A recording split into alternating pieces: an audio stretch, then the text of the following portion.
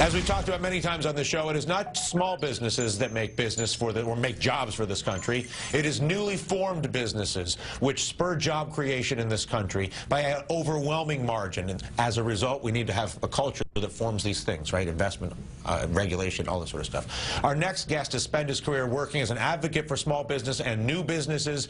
New figures, unfortunately, continue to show that this type of business is in desperate need of more support. More than 60% of small business owners say it is harder now than it was 4 years ago to get loan financing. If you look at equity investment in this country, it is very hard in that market. Let's say $25,000 to $50,000 up to $2 or $3 million in investment, almost impossible to come by. That is where new business starts. Lloyd Chapman is the president and founder of the American Small Business League. It's an independent, nonpartisan small business advocacy organization.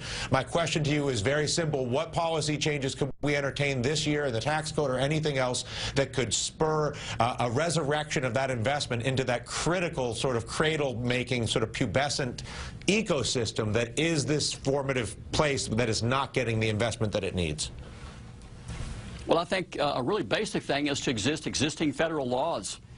They're on the books. Right now, federal law says 23% of all government contracts should go to small businesses. That's not happening. There's been about 20 investigations that show that most of that money goes to Fortune 500 firms. There's another law that says any federal acquisition under $100,000 should go to small businesses. That's not happening. Another federal law says 5% of government contracts should go to minority-owned companies. That program is being dismantled. And the thing that concerns me the most is President Obama's plan to combine the SBA with the Commerce Department. To me, that's really the same as closing the Small Business Administration, so I'm concerned about that. I guess the last thing is I thought the whole purpose of TARP, I saw President Bush, President Obama, and McCain on television talking about we need to pass TARP to increase access to capital for small businesses. And the truth is that since that was passed, access to capital has dropped. So I think President Obama and Congress need to do something to address that. Yeah, can we go back up two graphics? There was a graphic that we had that had the increase in bank profits and bonuses and the decline in lending. Ari, take a look at this. When we talk about the lack of investment and the distorted flow of capital in America, nothing to me is more instructive to that than the capital flows in the banking system in 2011. Bank profits primarily made in credit derivatives and offshore speculation, up $29 billion. That money provided by the Federal Reserve for free to the big banks. No one else gets that. Bonuses up, you can see 67%. Simultaneously, the federally chartered banks that we actually have, that we are giving this free money to, that we give all this special privilege to, have declined their small business lending by 43%. I don't care what the monthly jobs number is. When your financing system looks like that graphic, Ari, you are screwed. Yeah, and that's why people are angry. That graph really illustrated it well. I wanted to ask Mr. Chapman, though, the Obama administration has made small businesses a major theme of the State of the Union address and of policy this year. And so do you think that his policies aimed at helping small businesses have had any impact? And do you see any glimmers of hope on that front? To tell you the truth, Obama talks about small business a lot, but when you look at what he does, I'm afraid he's actually dismantling all the federal programs for small businesses.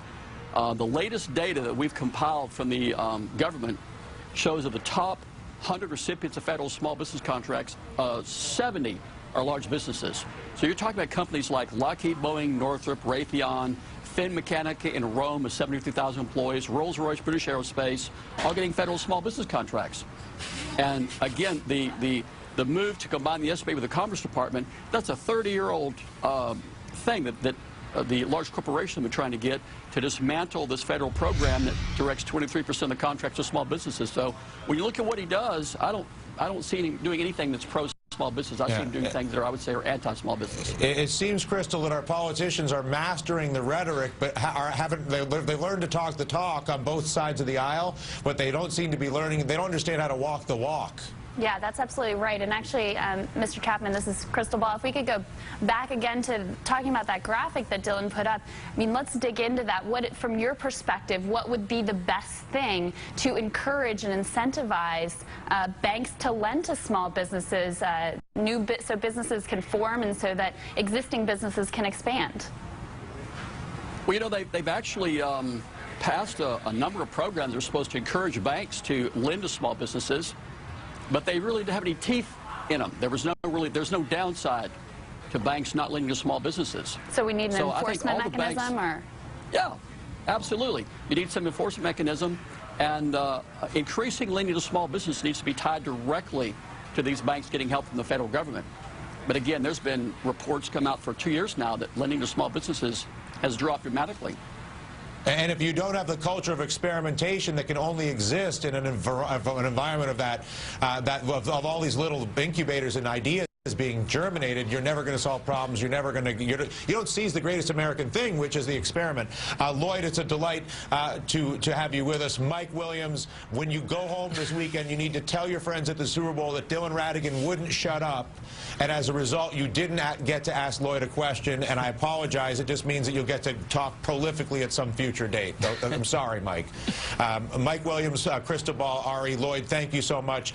Getting this Congress to work for America is just one of the topics that we discussed last night with our leaders in Washington. A wonderful event in Washington, D.C. We had the fiery progressive, I would say the most fiery of all the